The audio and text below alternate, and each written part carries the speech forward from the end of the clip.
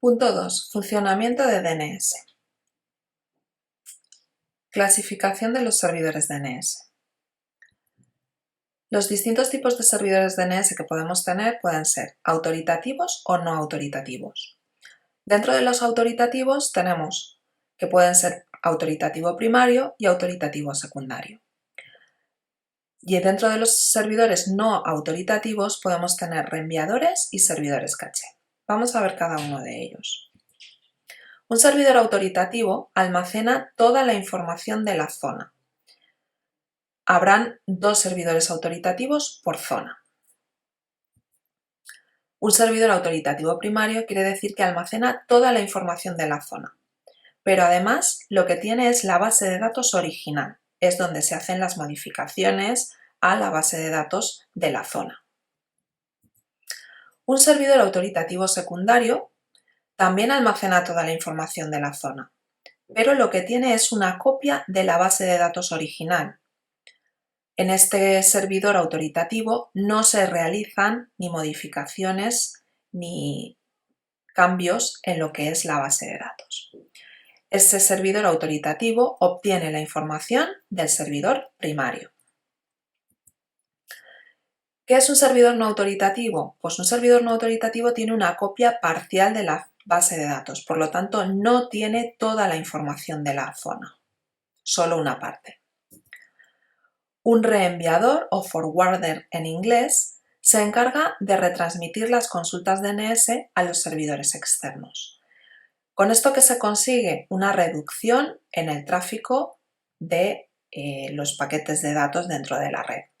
Y además proporciona también un nivel extra de seguridad, ya que podríamos instalar un cortafuegos en lo que es este reenviador. Sería el que tendría contacto con el exterior y por tanto proporcionaría una mayor seguridad a nuestra red interna. Otro servidor no autoritativo son los servidores caché. Los servidores caché lo que se encargan es de almacenar temporalmente los resultados de las consultas.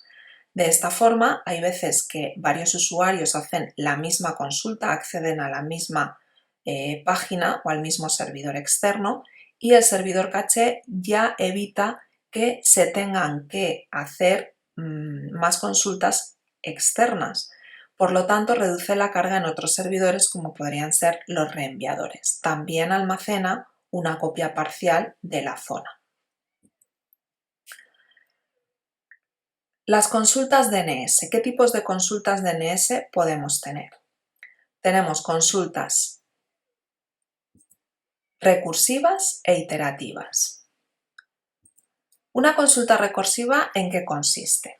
Nosotros estaríamos aquí utilizando una aplicación y una consulta, si fuese recursiva, haríamos una consulta para hallar la dirección IP que corresponde a www.google.com. Nuestro servidor DNS reenviaría esa dirección, o sea, esa consulta a otro servidor que sería el servidor raíz. El servidor raíz diría: yo no sé exactamente cuál es la dirección IP para www.google.com, pero le voy a preguntar al servidor.com.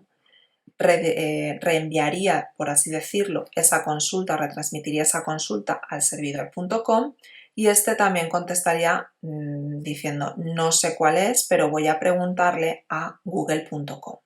Google.com sí sabe cuál es la dirección para www.google.com, por tanto le contestaría la IP al servidor.com, que retransmitiría esa contestación al servidor raíz y este retransmitiría a su vez esa dirección IP, esa contestación al servidor DNS local nuestro y este servidor nos proporcionaría la dirección IP. Por tanto, nuestro equipo ya podría directamente establecer la conexión con www.google.com. En una consulta iterativa, ¿qué es lo que ocurriría? Aquí se estaría preguntando lo mismo: ¿cuál es la dirección para www.google.com? Aquí tenemos una máquina que haría una primera consulta al servidor raíz. El servidor raíz lo que le diría, en lugar de consultar directamente a .com, le contestaría como: no lo sé, pero pregúntale a .com que tiene esta dirección IP. Este servidor de aquí lo que va a hacer es una consulta, esa misma consulta la va a transmitir al servidor .com. .com le va a decir, yo no sé cuál es la IP para lo que me preguntas, pero pregúntale a google.com. Este servidor vuelve a hacer la misma consulta para hallar www.google.com al servidor google.com. Este ya sí sabe cuál es la dirección IP para www.google.com y se la proporciona a nuestro servidor. Eso sería una consulta iterativa. Se está haciendo la misma consulta a distintos servidores hasta obtener una respuesta. Los otros servidores que me dan la IP de un servidor que está más cerca de saber cuál es esa IP exactamente.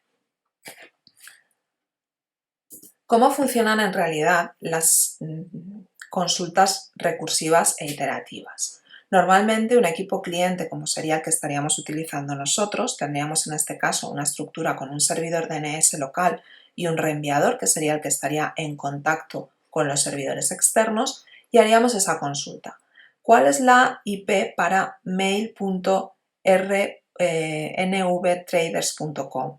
Este servidor no lo sabe, hace una consulta recursiva a nuestro equipo cliente, este servidor retransmite esa consulta de forma recursiva al reenviador y el reenviador ya transforma esa consulta recursiva en una consulta iterativa.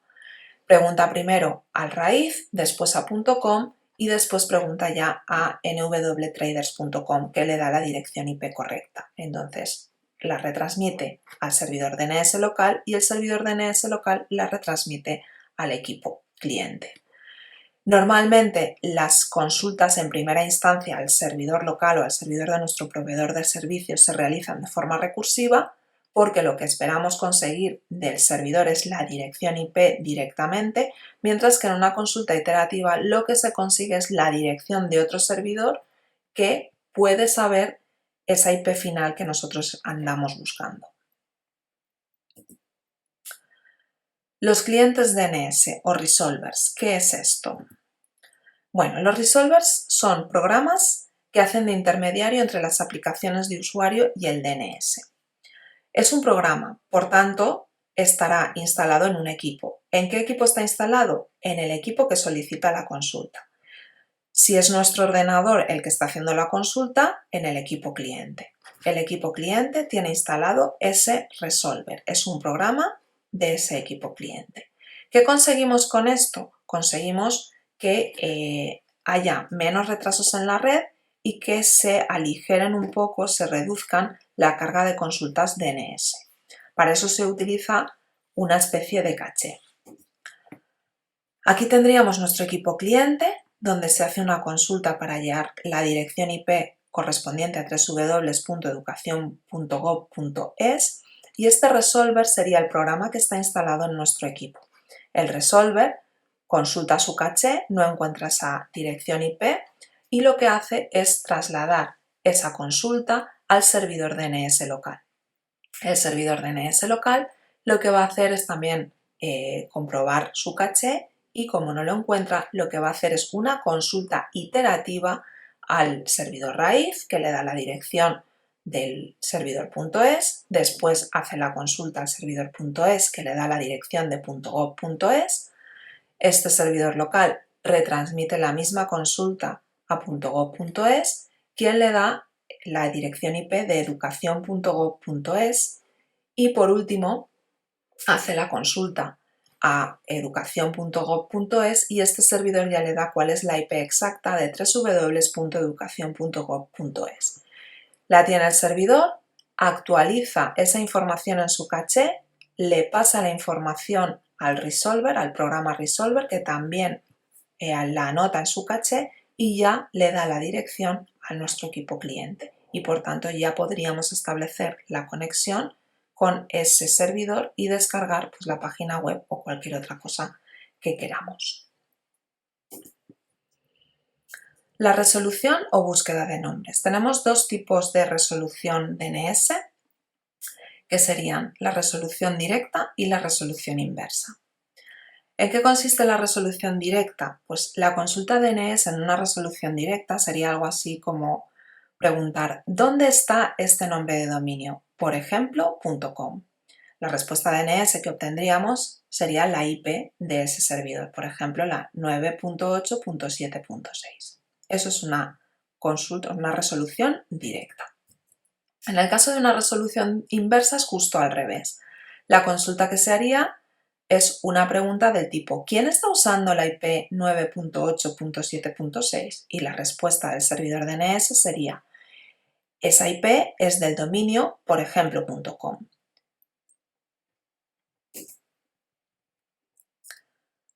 Pasamos a ver la base de datos DNS y los tipos de registros que forman esa base de datos.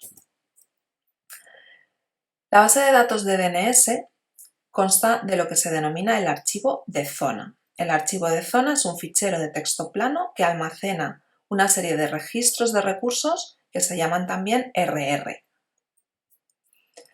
¿Qué estructura tiene un RR? Pues anota en lo que es el registro, quién es el propietario, el TTL, que es el time to live o tiempo de vida de lo que es ese recurso, la clase, el tipo y en sí los datos. ¿Qué tipos de RRs tenemos? Pues los nombres son un poco raros porque vienen del inglés. Por ejemplo, el primero que vamos a ver, hay más, pero vamos a ver unos pocos, el registro de recursos SOA. SOA son para las siglas de Start of Authority o inicio de autoridad. Luego tenemos el NS o Name Server, que es del nombre del servidor. El registro de recursos A, que viene de address, es decir, dirección. El registro de recursos CNAME, que viene de Canonical Name o nombre canónico, sería el nombre completo, el FQDN. Luego tenemos el RRPTR o Pointer, que es un registro inverso. Y luego tenemos el registro de recursos MX de Mail Exchange o intercambio de correo. El registro de recursos SOA, Start of Authority. Este registro de recursos indica dónde comienza una zona y el servidor de nombres que tendrá su autoridad. Únicamente puede haber un registro de tipo SOA por cada zona. Vemos aquí lo que sería un poco un ejemplo de un registro SOA. El nombre de dominio gva.es. Es un FQDN, es de tipo Internet, el tipo de registro de recurso y luego una serie de datos de información que tenemos aquí a continuación sobre ese registro de inicio de autoridad. El registro de recursos NS o Name Server. Name Server es nombre del servidor. Este registro de recursos define los servidores de nombres autoritativos para una zona. Habrá tantos registros NS como servidores de nombres tengamos. Normalmente suelen haber dos por zona, ya dijimos que tendría que haber uno primario y otro secundario. Y entonces ahí tenemos un ejemplo de gva.es. FQDN una vez más, de tipo Internet, el tipo de registro de recursos es NS y aquí tenemos pues el nombre del servidor. El registro de recursos A o address. Este registro de recursos va a asociar el nombre de dominio FQDN a la dirección IP que le corresponde. Tenemos aquí un ejemplo, tiran.gva.es de tipo Internet, address es el tipo de registro de recursos y nos dice la dirección IP que le corresponde. El registro de recursos CNAME o nombre canónico, permite crear un alias o un nombre alternativo para un nombre de nodo real. A veces los nombres son muy complicados y lo que se hace es utilizar un nombre más sencillo para ese nombre de dominio. Pues por ejemplo, el nombre de dominio podría ser ftp.edu.gva.es, es bastante largo, y el nombre canónico, es decir, el alias, sería www.edu.gva.es. FTP no se suele recordar fácilmente, pero www sí. Cuando pongamos este, estaríamos accediendo en realidad a este nombre de dominio. El registro de recursos PTR o pointer, puntero, lo que hace es relacionar una dirección IP con un nombre de dominio completamente cualificado, es decir, FQDN. Esto es como si fuera una resolución inversa. Entonces necesitaremos un registro PTR por cada subred de la zona. Aquí tenemos la IP, que sería la IP inversa, sería 195.77.16.254, sería la dirección IP de lo que es el servidor y hace referencia a este dominio, inf16254.gva.es. Por último, el registro de recursos MX o Mail Exchange, intercambio de correo, lo que hace es que define un servidor de correo para el dominio. Si se indican varios servidores, se puede establecer una prioridad entre ellos poniéndoles un número. En este caso tendríamos que el nombre de dominio gva.es, el registro de correo se podría poner, equivaldría a golum.gva.es y tendría una prioridad de 10 y nos indica aquí que es el registro de intercambio de correo. Evolución del protocolo DNS. Actualizaciones dinámicas o DDNS. El protocolo de DNS, las siglas son para Dynamic DNS. ¿Qué es lo que hace? Establece una forma de actualizar en tiempo real lo que es la base de datos que se gestiona en un servidor DNS. Normalmente un servidor DNS tiene siempre una dirección IP estática, asignada de forma manual. DDNS lo que permite es que un servidor, en lugar de tener una dirección estática, pueda estar configurado con una dirección dinámica, es decir, que también funcione mediante DHCP el servidor DNS. Mediante un tipo especial de mensajes, el servidor DNS cambiaría de dirección y por tanto avisaría a lo que es el servidor de DNS de que, el servidor de DNS, avisaría al proveedor de servicios para cambiar esa dirección IP. Por tanto, tenemos que el servidor DNS tiene una IP, dentro de la red los equipos acceden a esa dirección DNS de su servidor local, que sería este de aquí, pero al día siguiente, por ejemplo, este servidor DNS obtiene una dirección diferente por su proveedor de servicios externo. Por lo tanto, al tener una dirección distinta, lo que hace es que envía un mensaje especial a toda su red de forma que avisa que el servidor que antes estaba en la IP 1234 ahora le ha cambiado la IP por 4567 y de esa manera puede funcionar. Nos adaptamos a los nuevos tiempos en los que las direcciones estáticas a veces son difíciles de mantener o de conseguir. Otra evolución del protocolo DNS es el protocolo DNS seguro o DNSSEC. Las siglas son para Domain Name System Security Extensions y es un conjunto de añadidos al protocolo DNS original que son extensiones de seguridad. De esta manera, lo que se consigue es garantizar al cliente DNS una comunicación segura con el DNS. Como vemos aquí, podemos entender que todas las consultas se realizan de forma cifrada y todo es efectuado de forma segura.